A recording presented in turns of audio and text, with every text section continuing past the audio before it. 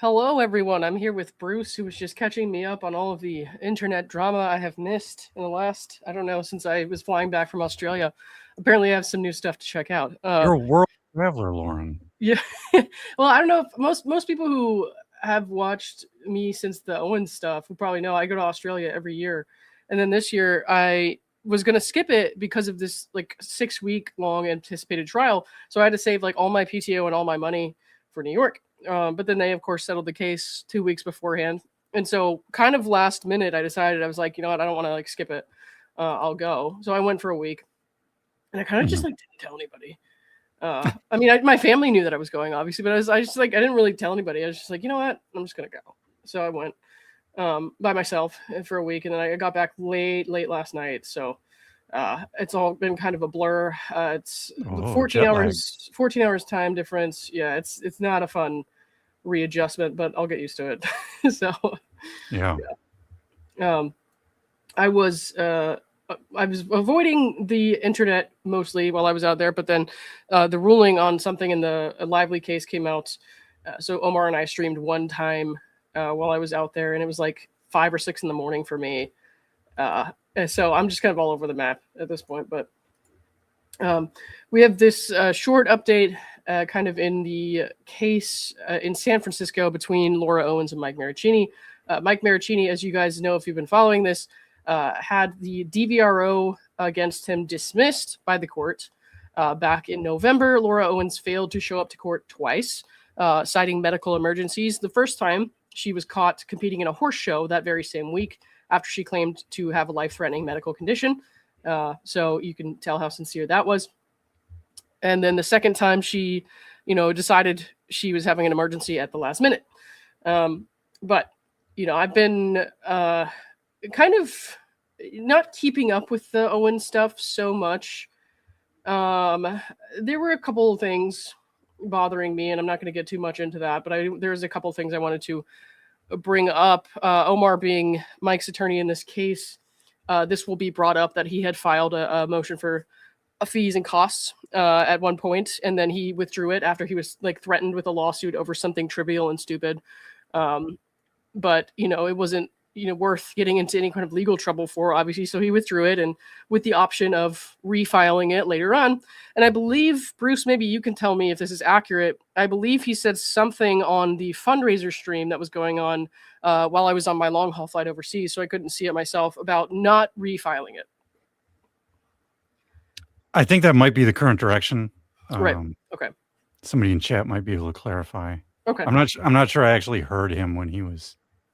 Yeah, I saw comments about that in the Discord. But so maybe even in chat, people can tell me what exactly was said. And the reason I bring that up is because this is something that I try not to get into, and this is not directed at anyone in particular, because I've seen comments across multiple platforms that are kind of disrespectful towards Omar. I feel like he has been slandered with weird accusations of misappropriating funds from Mike's fundraiser. There's like people who don't like Omar, and I can't tell people you have to like Omar. I can't tell people that you have to be his friend or you have to praise the things that he does, but I'm not okay with the weird accusations of any kind of inappropriate use of these funds. If you don't agree with the rate that he charged for his legal fees, that's a you problem, because Mike is his client. They agreed to that. And if you're somebody who's suggesting that he has used the funds for like personal, just like recreational reasons, that's coming out of nowhere. It's coming out of nowhere. And I've seen personally the effect that this case had on him and his mental health, and how it took him away from his family and took him away from his vacation. He couldn't get his money back for a vacation with his family. He had to cancel. I've seen how hard that was for him, how stressful that was for him. And just over the last several months, I really don't, because I don't want anyone to think I'm calling anyone out and go start a fight with anybody. But this is just something that I've seen kind of increasingly, and in general. I've had somebody come from comment section to comment section trying to harass me over it because I didn't want them to comment on my channel anymore when they kept making these accusations. It's ridiculous. I don't want to hear it. If you're going to make false accusations like that, you're not welcome here. I don't have any respect for anyone who advances any kind of accusation like that. I don't want to be your friend if you're going to say stuff like that, because if you got mad at me, you would probably do the same thing to me, is what I gather from that. So like, I don't really want to have people like that around.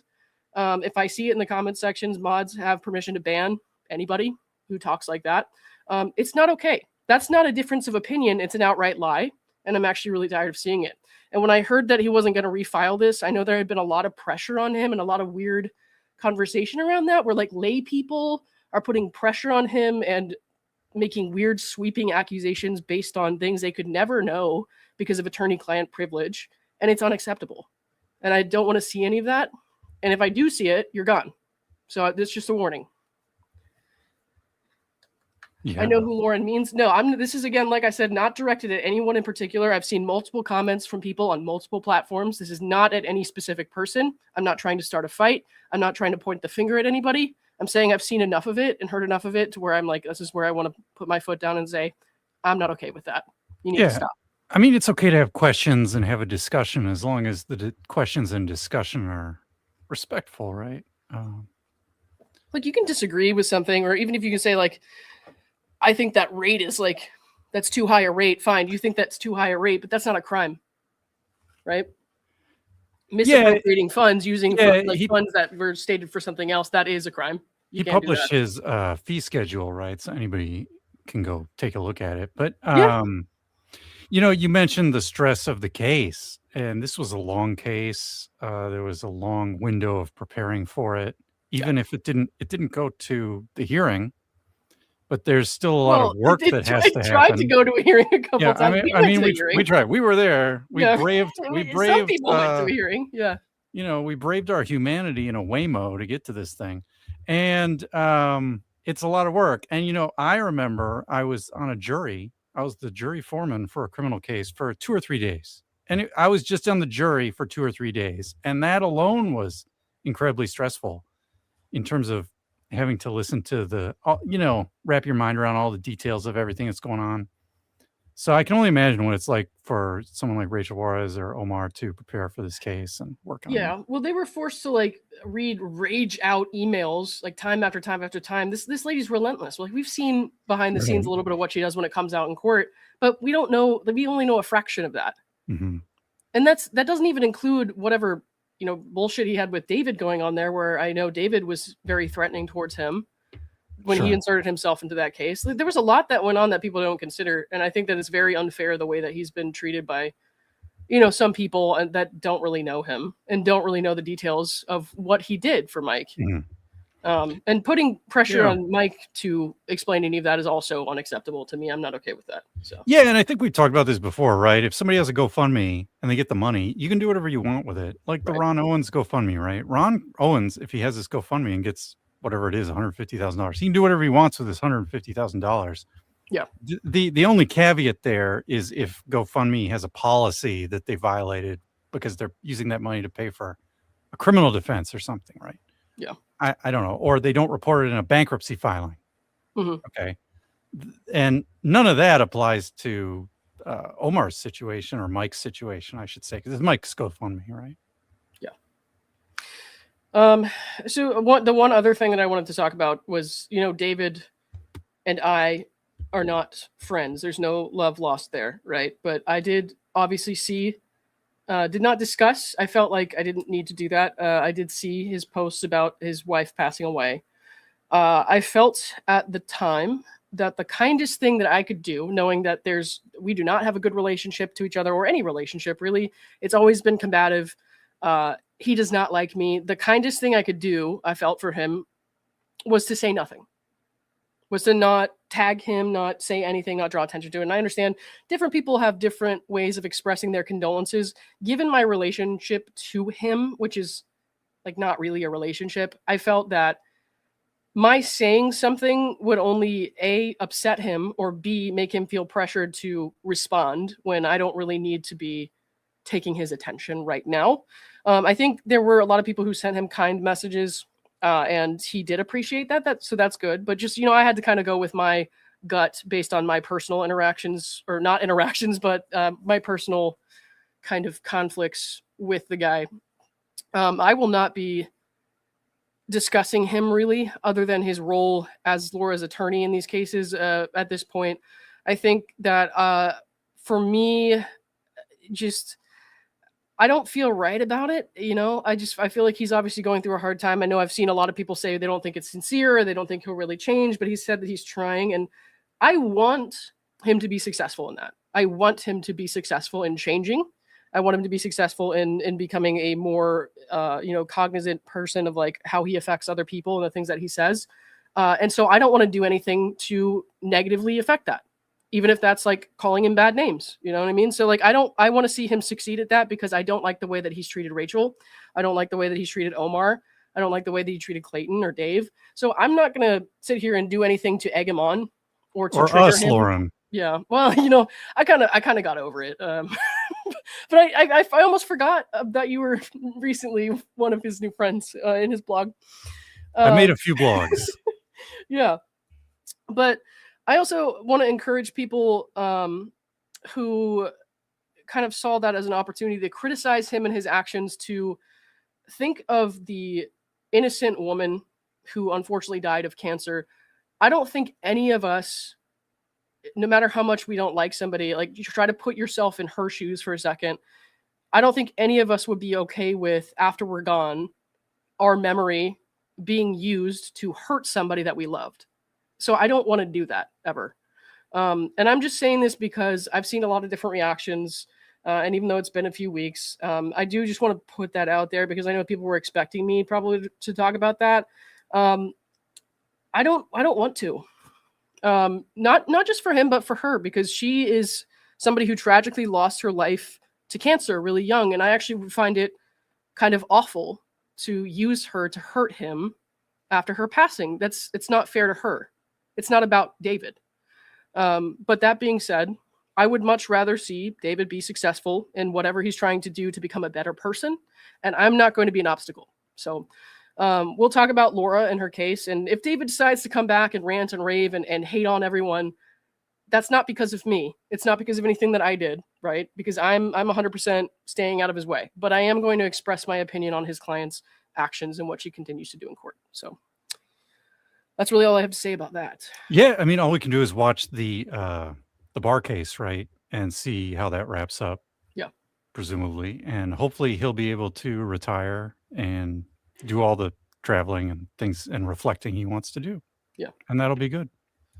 Let's see, Brittany, did I miss your reaction to the out case from Laura's TEDx talk? I was on a long haul flight back from Sydney.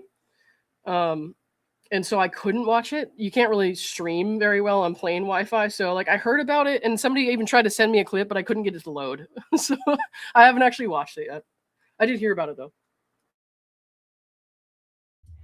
Yeah, it's about a 30-minute window. So even if you can't watch the entire fundraiser video, you can watch that 30-minute section there, and it'll give you a good idea of what's going on.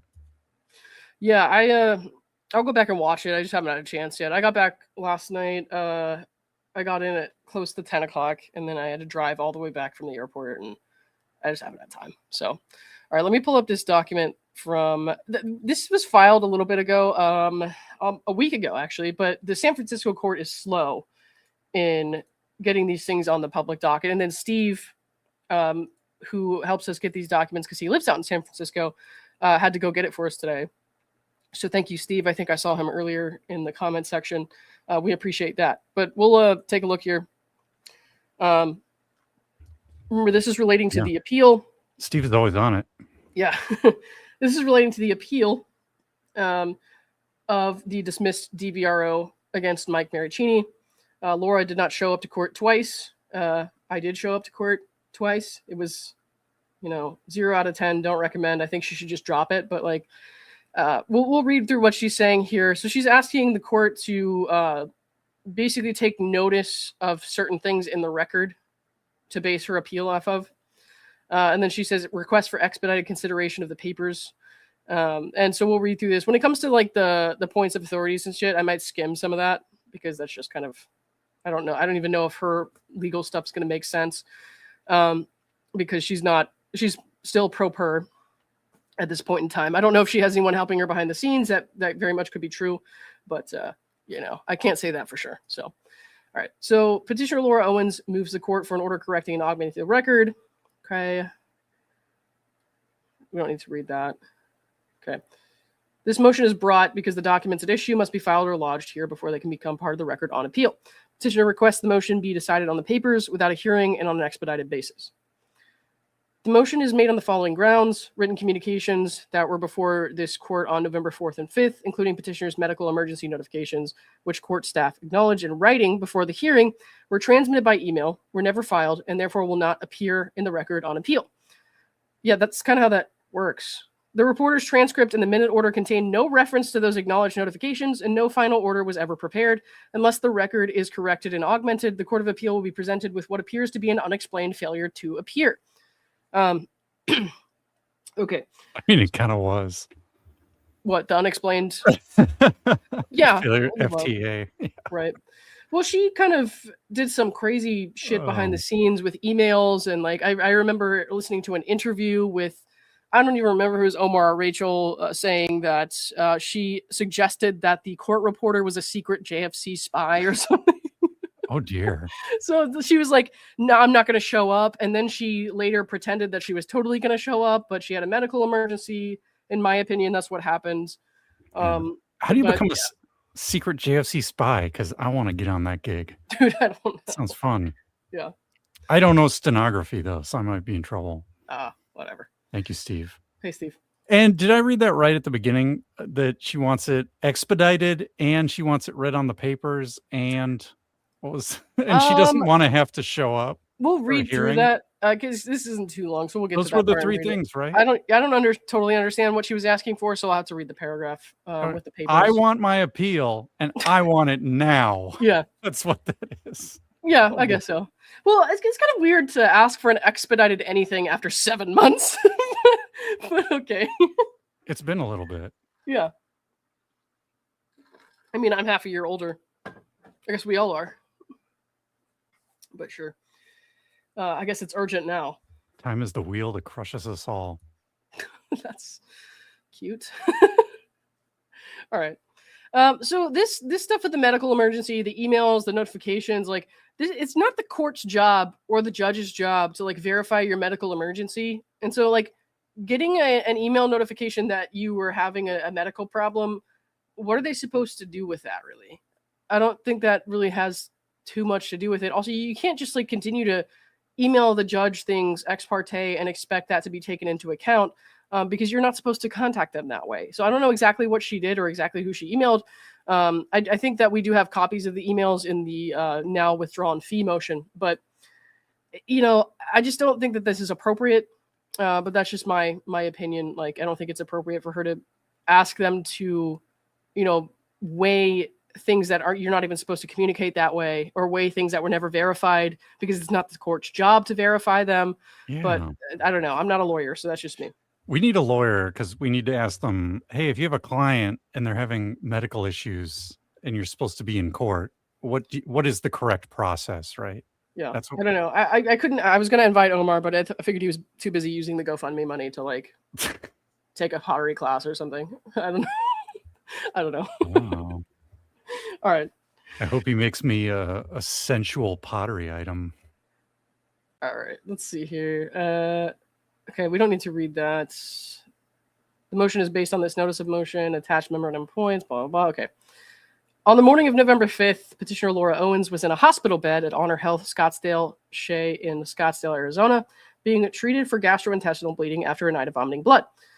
Okay, she said she was having GI bleeding for months now, and I feel like she would have bled out if she didn't do anything about that. So if she waited and waited and waited and waited after she was already given an extension to do something about that medical emergency, and then decided not to do anything about that, and then is now having a medical emergency again, I feel like it's a little problematic, no? Is Patrick here? I don't think Patrick is here. I think he's just saying Patrick. Yeah, I don't know if Patrick is available. But if he is, he's welcome. It's not helping her case. No. That's for sure. At 5:37 a.m., hours before the hearing on her request to renew her DVRO, she emailed this court and counsel for respondent Mike Marraccini to explain she had been admitted and could not appear. And she offered HIPAA releases so the court and opposing counsel could verify her condition directly with the hospital. Again, at 5:37 a.m., right before the hearing, the hospital's office of the hospital that does HIPAA releases, that processes record requests, not going to be open. Okay. And that takes a long time, sometimes days, for them to process those requests based on the volume of the request. Assuming that everything is signed correctly, because we know one time when she had to sign forms that a judge ordered her to sign, she, in my opinion, intentionally put like the wrong date or something. I can't remember what it was, but improperly filled out the information. So then that had to be redone. That doesn't, give me a vote of confidence on this. Again, it's just not appropriate to expect the court themselves to do that. You provide the medical records, I guess, later on. In what, 3 hours? Well, 5:37 a.m. would have been 4:37 a.m. San Francisco. It doesn't matter. It's like time difference. No clerk of court or agent of the court is going to be able to go out and do a bunch of legwork, detective work in 3 hours. It's not gonna, right? Like that's. I don't know. This is what Omar said Saturday about this was telling. Will you tell me what that was? Because I didn't hear it. Omar uses the money to buy Raiders merchandise. All right. Anyways, is that not appropriate to expect the court to deal with this with your medical records? Like the court staff, nonetheless. I don't know. You would need to deal with this yourself, I guess. Okay. Where were we? Hours before the hearing. Okay. Emailed this court and counsel for Mike Marraccini to explain. Did the HIPAA releases.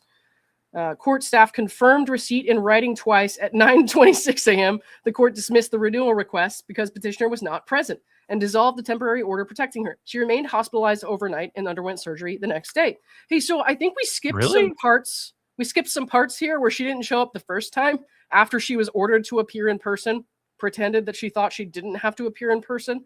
And then, the next day got an extension to deal with her medical shit. So remained hospitalized overnight and underwent surgery the next day. Listen, if she really needed surgery at that exact time and there was no indication beforehand that couldn't have been rescheduled, fine. Maybe she has to make her case to the court with that emergency information, but she might also have to show that she wasn't advised to have this operation sooner, that it was advised that she had to have it right then.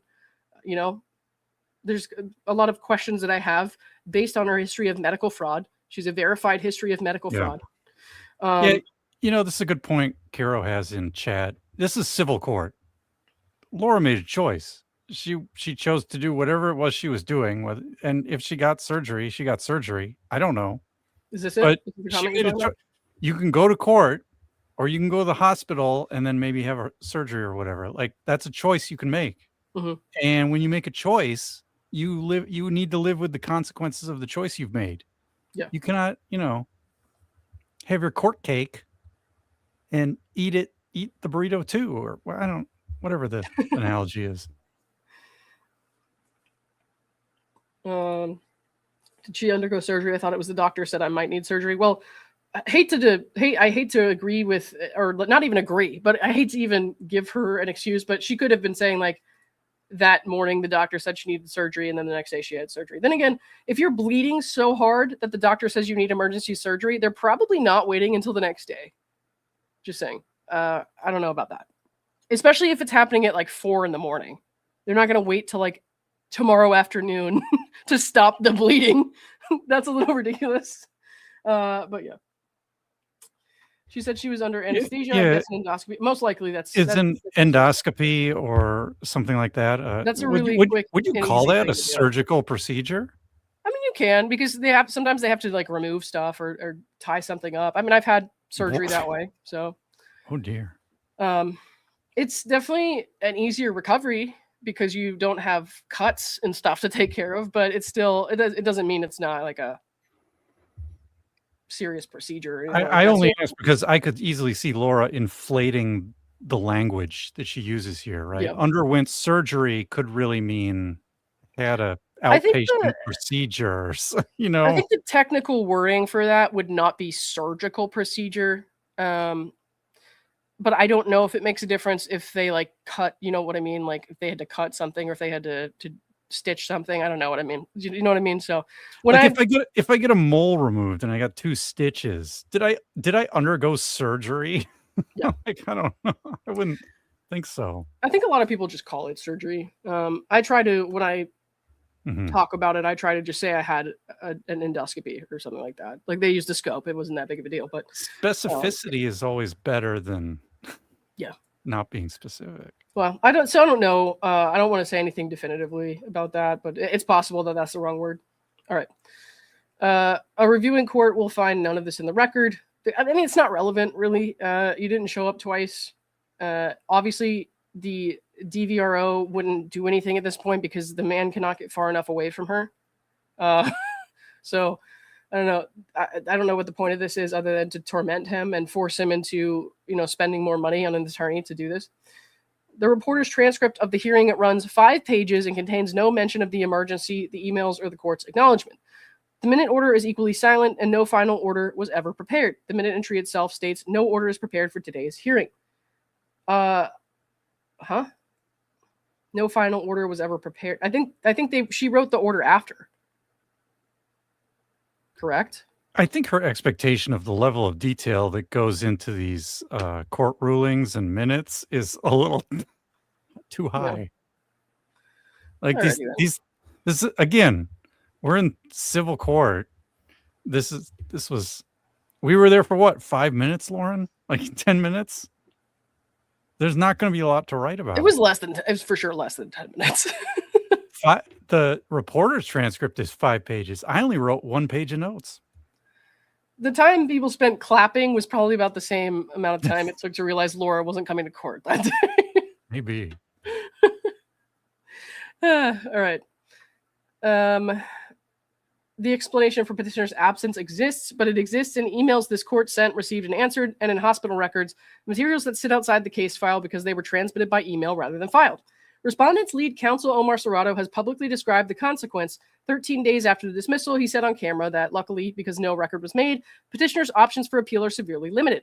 Yeah, that's not a crime. That's not a gotcha. That's just a fact. It's a legal strategy to not put things on the record that aren't necessary.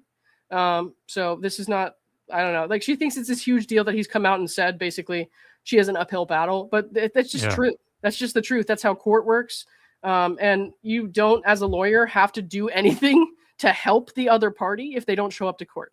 So yeah, I mean, if you're a lawyer and you go through a court case and then the court case is over and you get interviewed and you say, well, luckily the judge agreed with us on this objection or something, like, it's not a grand conspiracy. It's just, oh, something went my way. That's nice. Oh my God, sorry. I got an email from a message from Patrick, and I was just confused. Oh, right. It was about Fortnite. Anyways, okay. Let's see. Respondent's lead counsel, Omar Serrato, blah blah blah. Petitioner asked the court to place into its file and into this record on appeal the documents showing what the court knew and acknowledged before it dismissed. Because her opening brief in the pending appeal is due imminently, she asked that this motion be decided promptly on the papers. I just want to ask also, like, the court staff that she was emailing with, like, this stuff isn't necessarily what the judge was aware of. The judge is not required to, take notice or like put into her order or opinion any sort of random communication with court staff. So I'm not really sure how much this matters. Yeah, I mean, if it's not on the docket, then right. So, like, was the judge really supposed to be like, well, by the way, the petitioner emailed someone else telling them this? No, I think the remedy is that Laura or her attorney should have been filing motions saying, hey, this thing happened, right, to get it on the docket. Yeah. But apparently they never did that. They just sent some emails saying, oh, I can't show up to court. And then it was dismissed. Too late. This is what happens when you wait till the last second. You can't, if you send an email and then the hearing is 2 hours later, like, when are you going to file your motion to put something on the docket? Like, you have to have some more foresight here. Or planning. Right.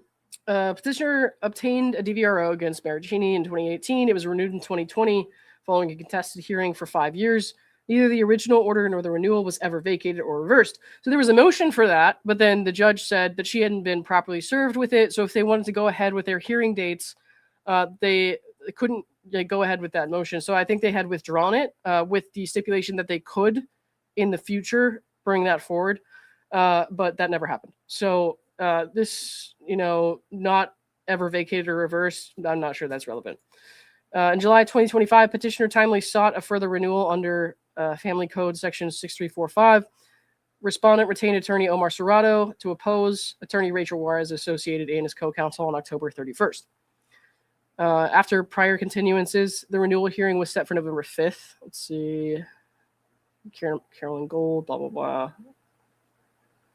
Okay. There's some of this stuff that's just like really boring. I don't need to know where she is. The Honorable Lauren. Come on. Yeah. Well, my bad. Her earlier request to proceed without live testimony on documented medical grounds had been denied. I mean, was that the grounds that it was denied on? Because she threw a lot of shit at the wall trying to get that, live testimony shit thrown out, which is ridiculous. Yeah, she had a motion to go on the papers only. More than once, I believe. Yeah, that all got denied. Yeah.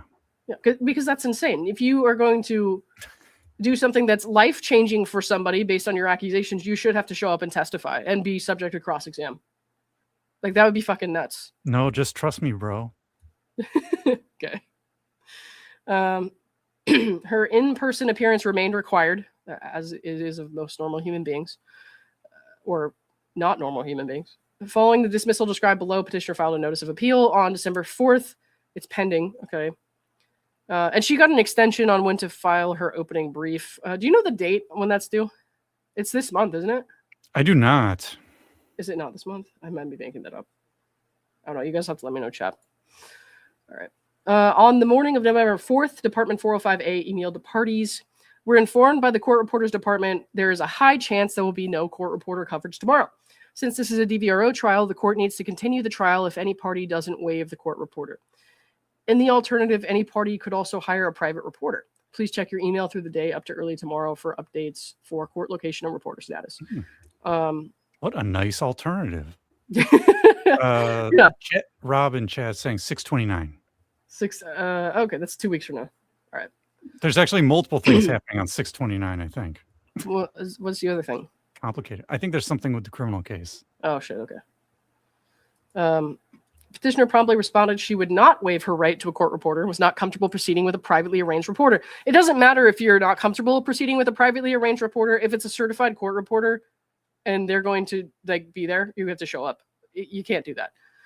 She received no response. Understanding from the court's email that this matter would be continued, absent her waiver, she canceled her planned drive to San Francisco and documented her reliance on writing the same morning. That was a bad idea, wasn't it?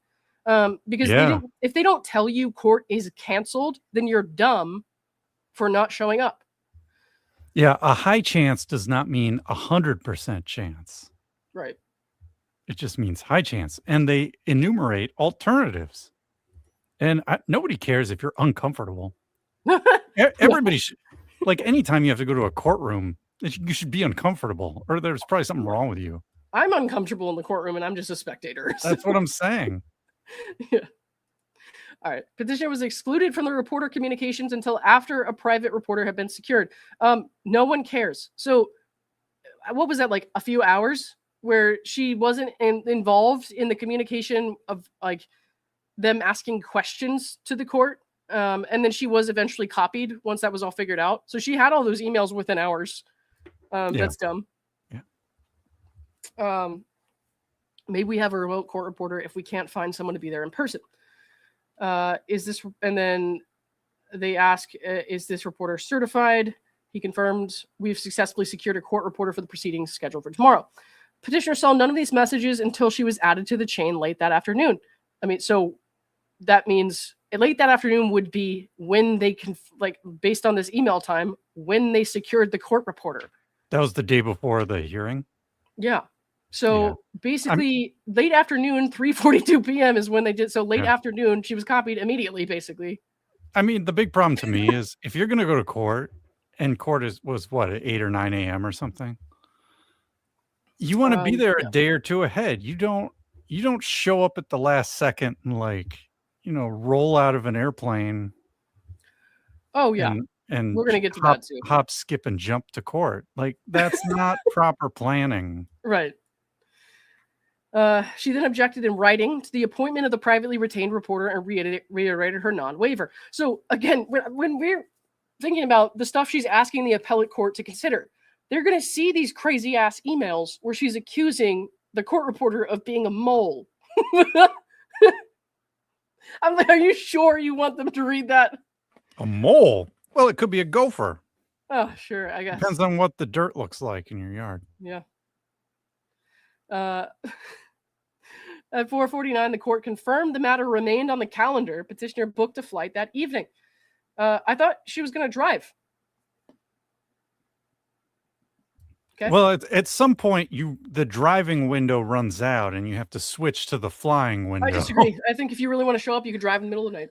Neither of these are good planning. Jane Jones. No, both options are stupid. Belly Mayday says ex parte communications are never file stamps as part of the record. She is sorely mistaken. Wait, what? All this stuff about these planning emails and everything. These don't go on the record. This is why my speculation earlier was that if you're doing this ahead of time and you have a lawyer who knows what they're doing, they file motions to get things on the record. Yeah. Nico, I don't know why you're here or why you're asking this, but if you saved Australia's money, why did you need New York money? To go to New York for 6 weeks costs a lot more than going to Australia for one.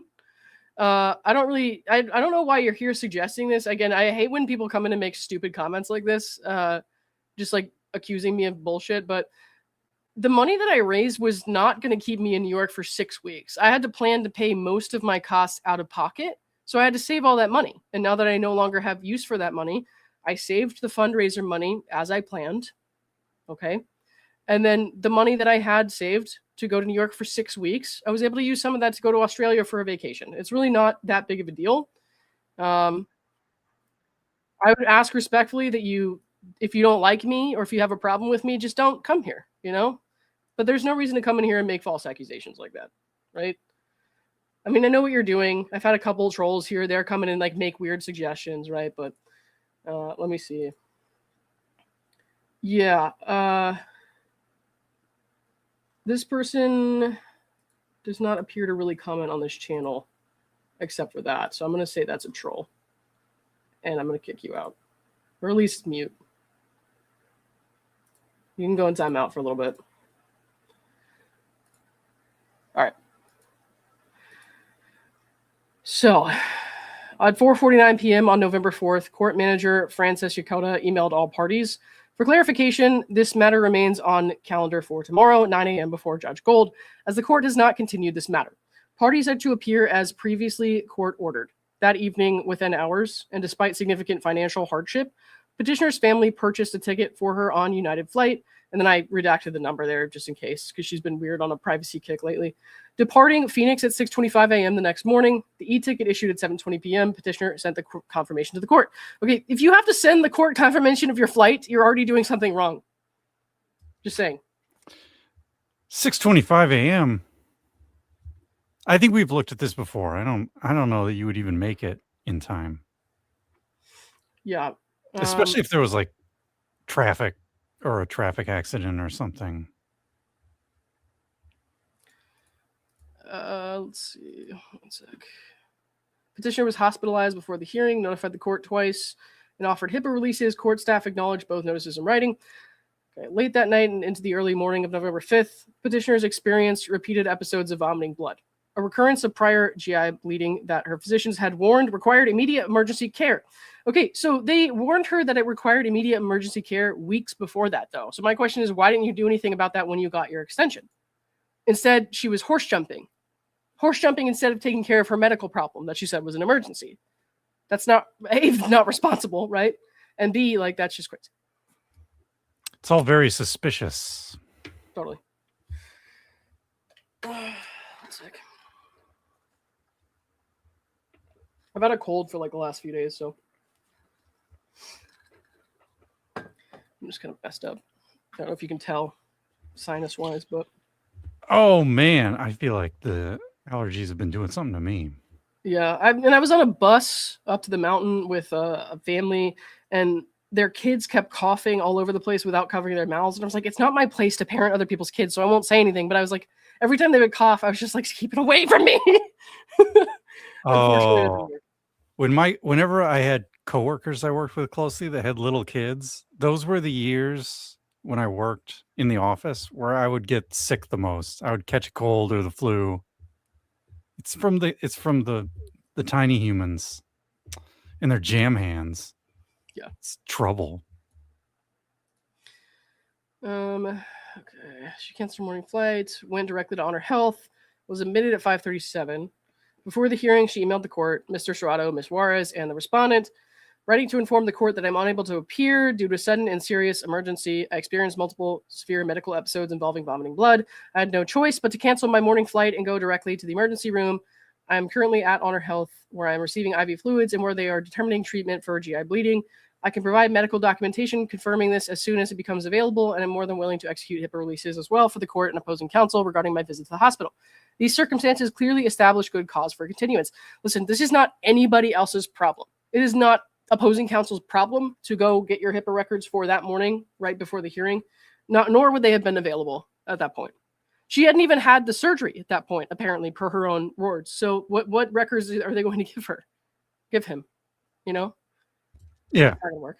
And again, this is civil court. I mean, let's say she's in some traffic accident and had to have surgery, right? And missed court. Well, then you just go, if you have a legitimate case, you go file a new DVRO case, right? Yeah. Of course, now she's in trouble because she's in Arizona and he's in California. So she's just trying to, yeah, the court is not your travel agent. Exactly. Yeah. She's just trying to avoid standard, if you miss the point, if you get to the DMV and they're already closed, you go the next day. Like, you just got to deal with life. You can't just have everything handed to you because of your calendar.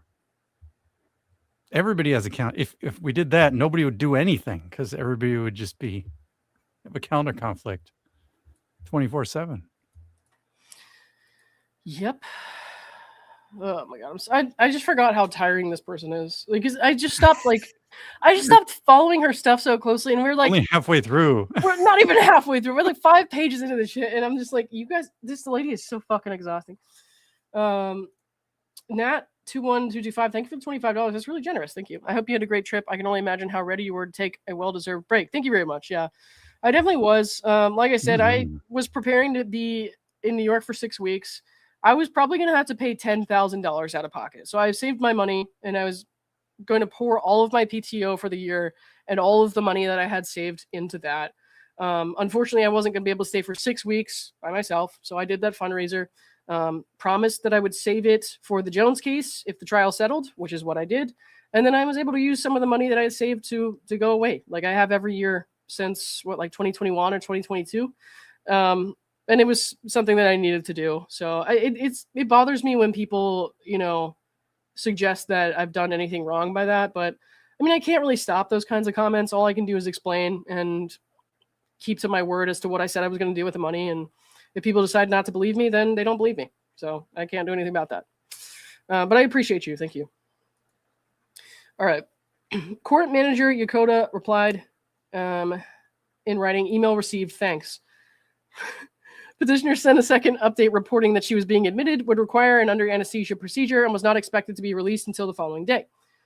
The court acknowledged again in writing, good morning, email received, thanks. Petitioner remained hospitalized overnight and underwent the procedure under anesthesia on November 6th.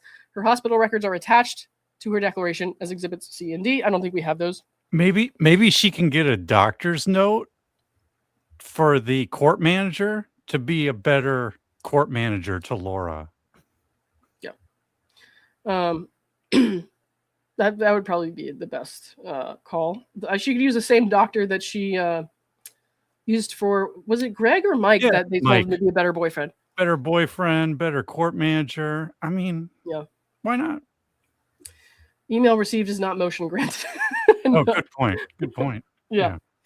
No, I don't really know what she's expecting here. She's always unreasonable in what she expects other people to do, or expecting people to just believe her based on her word when she's committed medical fraud in court, and that has been verified. There's a ruling against her in a family court after she faked medical records, forged an ultrasound.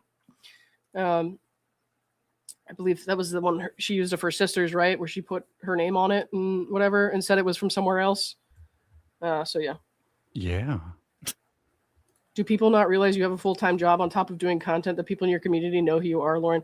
Thank you. And I don't, some people don't, man. So like I get, like every now and then I'll post something on Instagram and I forget that I have it auto post to Facebook, and Facebook is full of like weirdos that don't know me. And so I get like random comments that are like, aren't you embarrassed that this is what you do for a living? And I'm like, this is actually not what I do for a living. What? First of all, this is not what I do for a living. Second of all, just because you don't like what I'm talking about doesn't mean that I should be embarrassed. But yeah, no. So I don't know. I appreciate that though. All right. The hearing dismissal at 9:26 a.m. with no mention of the acknowledged emergency and no order ever prepared. The judge did not acknowledge her emergency. The staff did. I don't even know which staff she was talking to. The reporter's transcript shows that when the matter was called, the court noted that petitioner is not present, appointed the privately retained reporter. Observed that this matter was set for 9 a.m. and it's 9:26. So at this time, the court will be dismissing the matter. The petitioner is not present. Yeah. She left out and all true. But, yeah. Those are all true things. Yeah. We were there. Mm-hmm.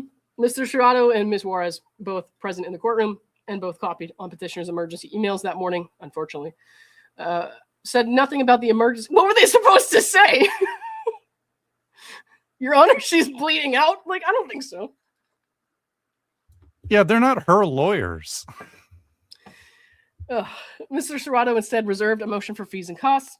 Days later, in a recorded interview on November 9th, Mr. Serrato acknowledged receiving petitioner's emergency communications and explained, "We did not respond. I didn't want to give her a chance to give her anything to respond to." So this is way after this was over, days after this was over. This is not part of the record. Random interviews that the lawyers do outside of the court is not part of the record. That is not something that should ever be considered by the appellate court, in my opinion, but we'll see, I guess. Well, I mean, if the court manager acknowledged that the emails were received, what does Omar need to do with it? He doesn't also need to say, oh, yes, I've received this email. Like, that's just pedantic. Let's see. Okay, and again, what the hell was he supposed to do about that? I don't think Omar or Rachel were expected to stand up and be like, wait, just in case, we should give her another chance. Like, what? Yeah. What? Okay. The minute order records the dismissal and the dissolution of the temporary restraining order because of the non-appearance of petitioner, makes no reference to the emergency notification, and closes, no order is prepared for today's hearing. No final order was ever prepared or entered. The minute entry is the only memorialization of the dismissal. None of the November 4th to 5th email communications described above appears in the court file, because this stuff didn't happen in court and isn't relevant to it. A lot of this stuff. Yeah. Post-dismissal events, counsel's recorded statements, and the withdrawn fee motion and the media appearances. Yeah, again, none of this is relevant. But on November 18th, in an interview, Mr. Serrato said of this appeal, "I'm not worried about her appeal. Let her appeal. Luckily, because the judge didn't make us make a record, her options for appeal are severely limited, an uphill battle for her." That's objectively true. I don't know what, like, him saying that and her being butthurt about it is not like something that warrants emotion. I'm not really sure what she's expecting to get from this. Yeah, I don't know what that has to do with this motion. Not much, apparently. I mean, she's basically asking for these procedural emails that aren't on the record to be put on the record. And it's like, I don't think that's how court works. To me, it just kind of feels like she's acknowledging that she doesn't have a case. She's basically saying, I don't have a case. See, even he says I don't have a case. Like, what? Congrats. Oh. Neat. It's not the power move she thinks it is. Does she need a YouTuber to help influence the appellate court to let them know that she doesn't have an appeal? And yeah, I know he was the attorney in this case, but he's not Mike's appellate attorney. So correct. What's the point of this? Okay. On April 29th, respondent filed a motion under Family Code Section 6344 seeking $109,633.98 in attorney's fees and costs arising from the dismissed renewal proceeding, set for hearing on July 20th. So this motion, the issue was that her bankruptcy had not officially been dismissed. So there was like a proposed, I think, dismissal, but the judge hadn't officially signed off on it yet. They were just waiting for the date for the judge to sign off on it, and the judge did. So it really wasn't a big deal, but she, of course, made a huge deal about it. David was saying that she could sue Omar, which was ridiculous. My friend Britt came on here and explained to us, and Britt has some experience working in bankruptcy, and she's also an attorney in Arizona, and explained to us why that was ridiculous, showed us some of the statute and why the wording means that what she was supposedly going to sue over doesn't even make sense. Yeah. But yeah, if you're interested in this and you haven't seen that stream, that's a good one to go rewatch. Yeah. She was still threatening him again, putting stress on him. And like, even if she's in the wrong, filing a lawsuit against him means that he's probably going to have to, if he's just being responsible, going to have to hire an attorney of his own. She's going to financially drain him the way she drains everybody else because she doesn't have to pay anything. David was representing her in some cases for free. And she, doesn't have to pay anything when she represents herself. Like, she might not do well. She might not win the case, but she can still drain people of money by dragging them to court that way. So he withdrew with the, obvious condition that he could refile it later if they decided to, and they've decided not to. From what I read, it seems like it would not be totally worth it to do that because it would be racking up more fees for Mike, one, and two, they're probably not ever going to get to collect from her. That's not going to happen. And the people who were so adamant that Omar had to do this, regardless of the fact that they're not the client, Mike is, the people who were so adamant that he needed to do this, they're able to see the itemized, bill or whatever that he had to submit already that was withdrawn because it's still out there. The public can still see it. So at that point, if you see it, if you disagree with the fees in some way, if you disagree with the fee, that's a you problem. That's not his problem. It's not Mike's problem. It's a you problem. But like random lay people shouldn't have anything to do with that. We shouldn't have an internet mob deciding what an attorney can do for their client. That's insane. Here's the difference, Lauren. When we're talking about this attorney's fees and costs motion, this is after we've been through her bankruptcy, where we learned a lot. When we were done with the Clayton case, we still had questions like, we thought she made $200,000 a year with her mom and the LLCs. We thought that there was a $450,000 money market account sitting around somewhere. Yeah. Like, where's, and so then later it was like, oh, Gingras comes out and says, Laura doesn't have any money. She can just file for bankruptcy. And then she does. And we learned everything we learned in those bankruptcy conference calls. Yeah. So to me, whether you decide to seek fees and costs, in the Clayton case, I almost feel like that's a little bit more towards Clayton's reputation because he's a public figure. And we didn't know everything we know now.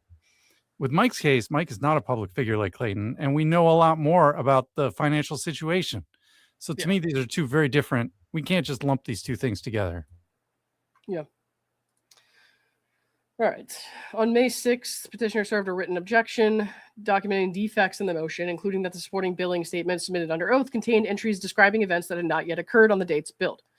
An August 6th entry billing for review of a criminal indictment under a case number not assigned until November 5th.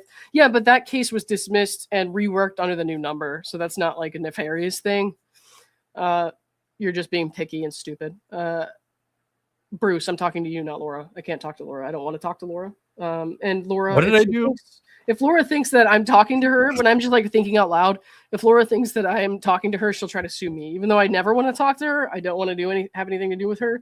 No. People on YouTube have to be a little careful how they talk about these things. For me, it's like a habit, right? I'm like reading something and I think out loud and I talk to like the paper, right? An imaginary moose.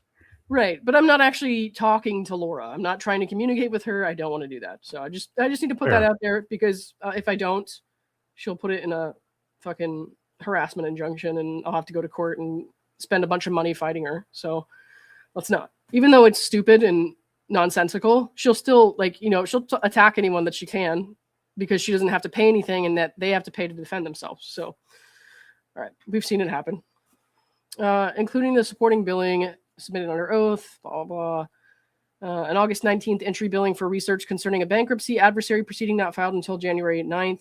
I don't know what this is. August 19th entry billing for research concerning a bankruptcy adversary proceeding.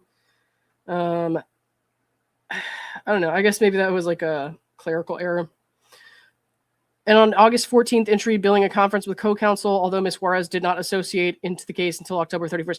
Just because she wasn't on the docket until October 31st doesn't mean that she wasn't working on the case. I've seen that happen a lot now, where somebody's been working on, like, for example, the Baldoni case, the Lively case, where they've been working with the parties for a long time, but they're not listed on the docket yet. They haven't made their notice of appearance. That doesn't mean anything.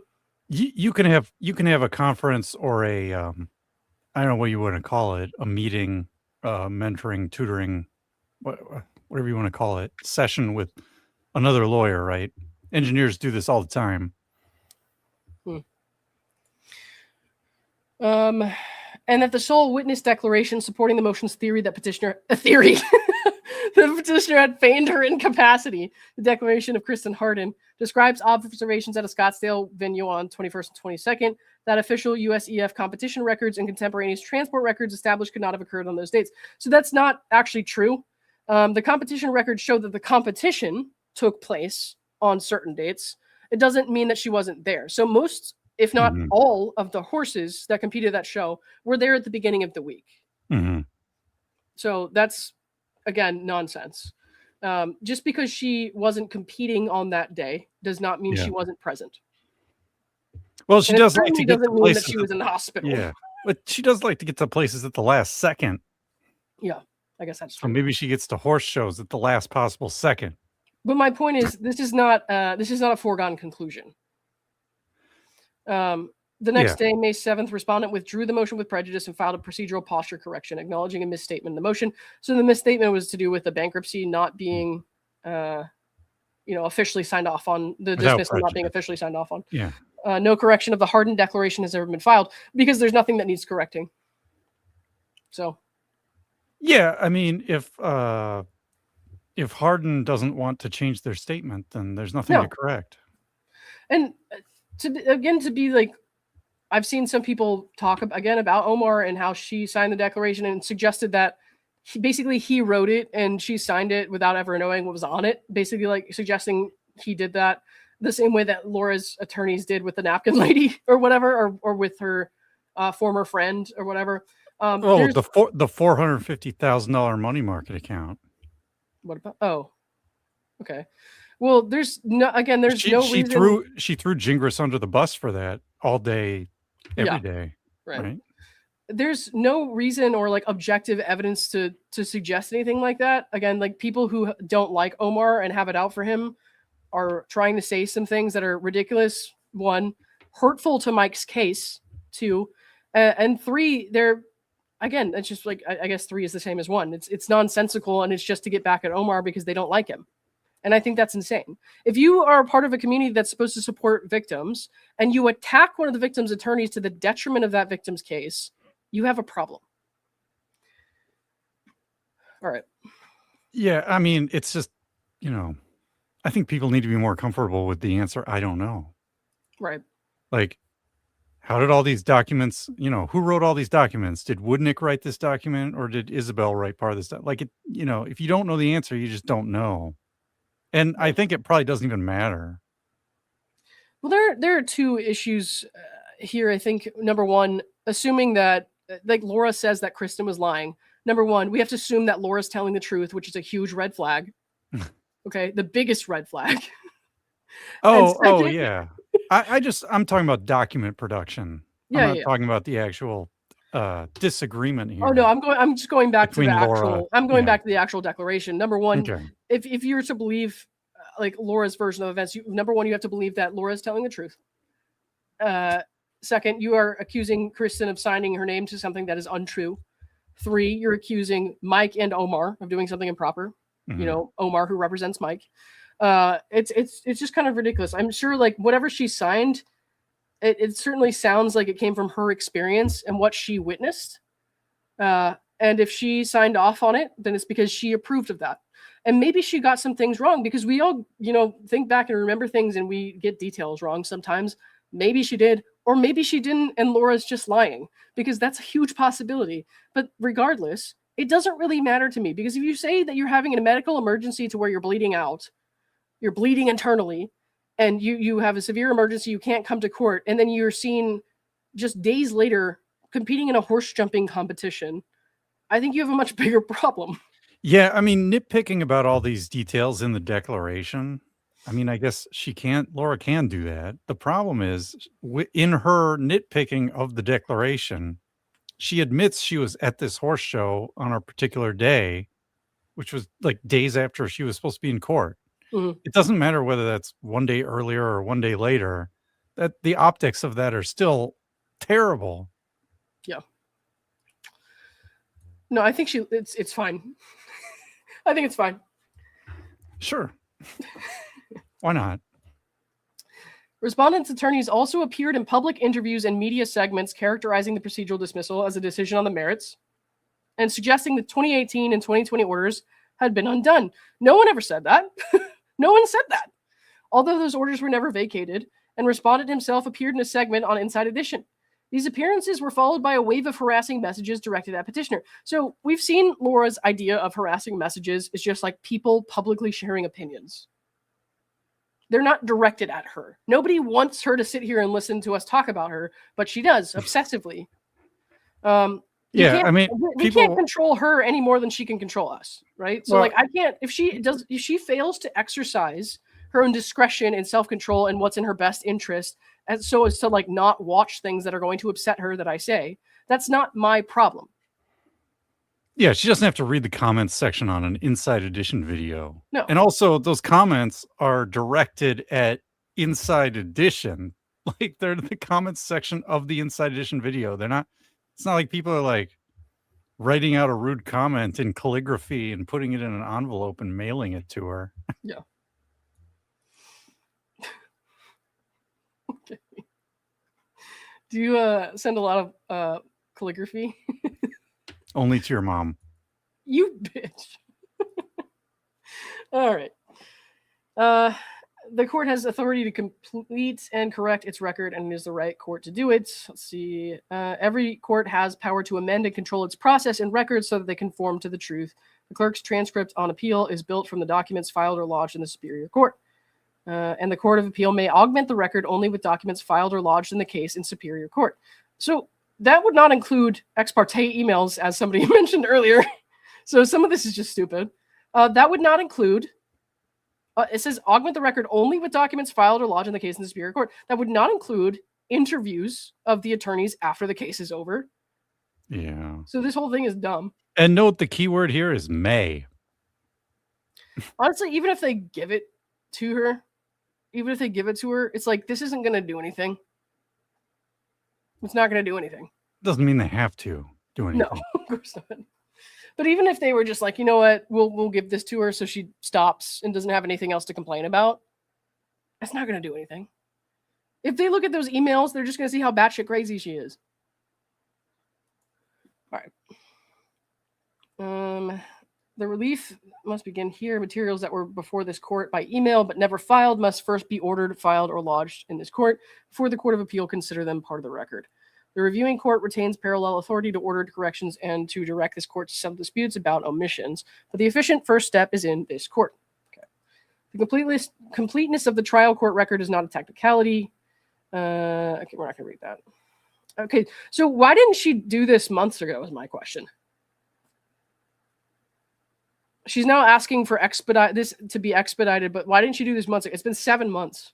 Well, when you're dealing with bankruptcy and a criminal case, you get real busy, Lauren.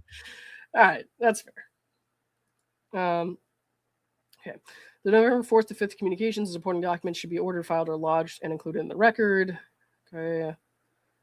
Messages the court itself sent, received, and answered, together with the flight confirmation and the hospital records substantiating the emergency. Yeah, these aren't documents submitted in your case. Those were ex parte with the court staff. They are not new evidence assembled for appeal. Actually, a lot of what she's suggesting is, in fact, new evidence assembled for appeal.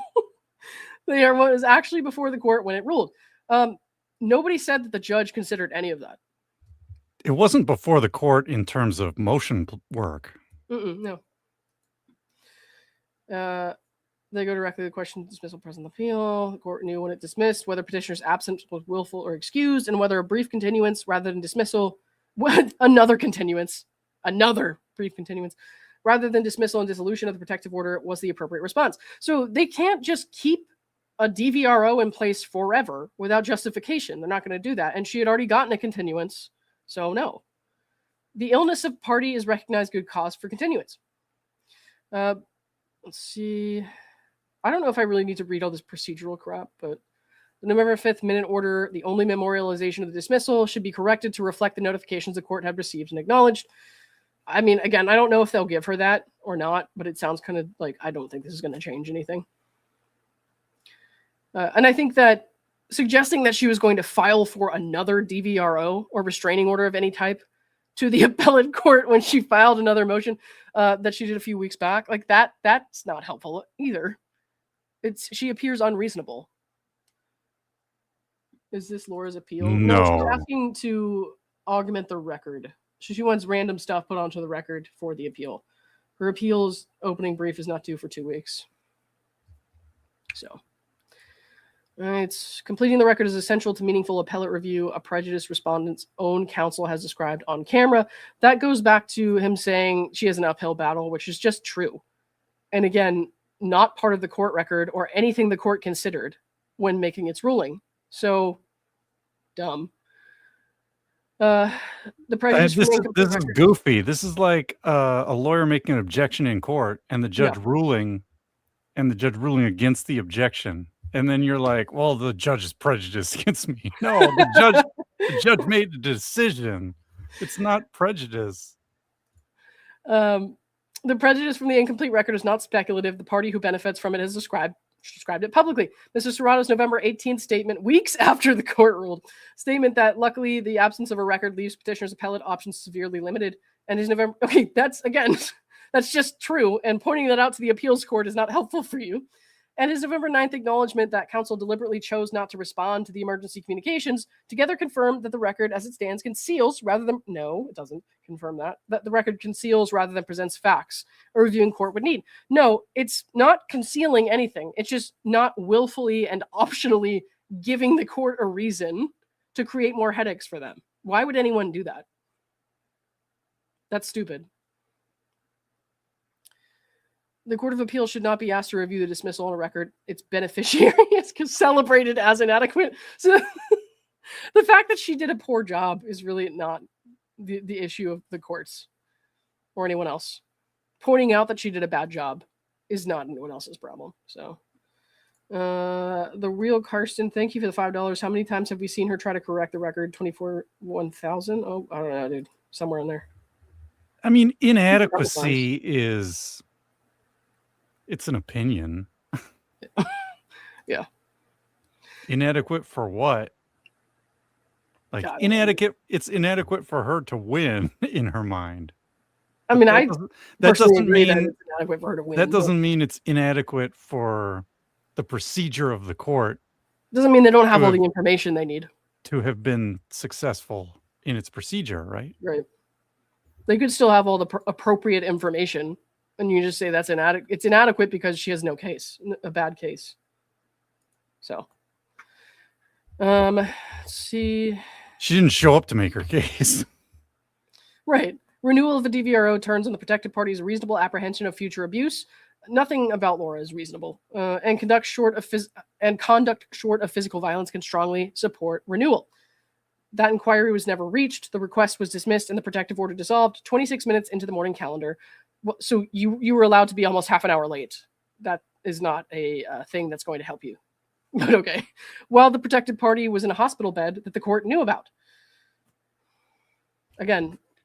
Yeah, she made a choice. Yeah. A record that hides those facts converts a procedural dismissal into an effectively unreviewable merits outcome. California law does not let gaps in the record created through no fault of the appellant extinguish appellate rights that way. So there's no gaps in the record created through no fault of the appellant here. There's no motion or anything that she didn't even file a motion on the docket or file anything with the court afterwards suggesting that there was a reason that she didn't show up. She just filed an appeal. She didn't even create a record that there was did she? I don't know. Did she? Somebody can tell me if she did create a record with the court that she didn't show up for medical reasons. And like not in an email to staff. I mean like an actual That's what I'm saying. There's no motion work here. Right. Then the problem is she ran out of time. Like there wasn't time to do any of it. Mm-hmm. So what are you going to do? Yeah. It would be interesting if a lawyer could go over this citation and see how applicable it is. Yeah. I'd be interested. Sounds like an interesting case. The post-dismissal materials belong in the record as well. The fee motion packet respondent's April 29th motion is supporting exhibits, including the billing statement and the hardened declaration, the withdrawal papers, and the procedural posture correction. Petitioner asked that the clerk be directed to include it in the clerk's transcripts or that her designation be deemed amended to add it. The packet bears on the consequences still flowing from the dismissal. The motion was withdrawn without prejudice. The court is holding July 20th for its refiling, and its documented defects remain unadjudicated. Petitioner does not ask this court to rule on those defects here. She asks only that the papers evidencing them travel with the record. I don't know if that's going to work out or not. I have no idea. It's a very Chat GPT paragraph. Petitioner further requests inclusion to the extent the court deems them part of a complete record of the post-dismissal public statements identified in her declaration, counsel's 2 recorded admissions, and the media's characterizations of the procedural dismissal as a merits determination, which bear on the candor owed to this court when the matter was called. No. And the ongoing disturbance of the peace inquiry that governs renewal. Okay, you're like her weird tantrums over what other people say to the media when asked about these very public cases she keeps bringing. She keeps bringing this on herself. Okay, her not liking the statements that the other party makes or the other party's counsel makes, not anyone's problem, not the court's problem, and has nothing to do with the appeal. No, that's stupid. Like, I don't know if there's any situation where the court will say, yes, we'll consider that, but I'm just saying it's stupid and it's not going to help. I can't imagine it will. Well, Laura, nobody's allowed to talk about her in public unless it's a compliment. You know that. Yeah, okay. No declarations don't get to enter the record as evidence if there's not a hearing to admit or challenge them. Huh. Gotcha.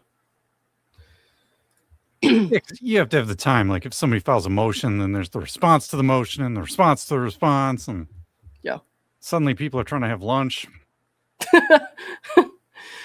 Not the lunch. All right, this motion. Maybe she should file a motion for lunch with Omar. I wouldn't wish that on him. Oh boy, yeah. I think we're too late for that. Let's see. The motion raises documentary questions only, whether identified written materials were before the court and should be made part of the record. No testimony or argument is needed. Expedition is warranted because petitioner's opening brief in the pending appeal is due imminently, cannot fairly be written until the contents of the record are settled. Good cause exists to shorten time. Respondents' counsel have been served and may respond in writing. Mike, I don't think Mike has an appellate attorney yet, unless I'm wrong. So I don't think that's true. Well, unless it's his counsel for the lower court, then yes. Prompt resolution prejudices no one, while delay forces petitioner to brief her appeal on a record that omits the dispositive facts. Again, like prompts would have been months ago, but okay. Yeah, I think we're still in the main case here. I don't think we're in the appellate Gotcha. domain. Petitioner respectfully requests this court issue an order deeming filed or lodged the written communications, the medical emergency notifications, the offer of HIPAA releases, directing the clerk to include all such materials, together with the attorney's fee motion and supporting exhibits, the papers reflecting its withdrawal, and the related procedural posture correction. Okay. Correcting or supplementing the minute order to reflect the court's pre-hearing receipt and written acknowledgement of petitioner's medical emergency notifications hospitalization. Okay, petitioner's written objection and non-waiver of her statutory right to an official court reporter. So they had an official reporter. It just wasn't one that she liked. She didn't know anything about the court reporter. It's just she didn't like it. Including to the extent the court deems them part of a complete record, the post-dismissal public statements identified herein. Again, that's stupid. deciding this motion on the papers on shortened time in light of the pending appellate briefing deadline and granting such other and further relief as the court deems just and proper. Yeah, so I don't know how that's going to go, but we'll see, I guess. Maybe they'll give her some of this stuff. Maybe they won't. I'm no attorney, so I couldn't tell you. But that's about the size of it. Yeah. And this was the only new document on the docket. Is that correct? This is all I have right now. And it's all I have time to go over. So we're going to say yes. Oh, somebody in chat had asked if there was a proposed order with this motion. I actually don't know. I didn't look, to be honest, so couldn't tell you. I mean, I think if there was something we could have obtained, Steve would have obtained it. So yeah, probably. Let's see. Okay. All right, I gotta call it a night, guys, I think. But Bruce, is there anything else you wanted to say? Gosh, not really. You have the floor. We're just we're just going through watching the parents' bankruptcy. We're watching the criminal case. We're watching the bar case for Gingras. And I guess now we're watching this to see if it can get through to appeal. So that's a lot on the radar. So stay tuned, guys. All right. Thanks, everyone. Don't forget the like button for me because that helps me out a lot. I will talk to you soon. Thanks, Bruce. All right. Bye, everyone. Word up.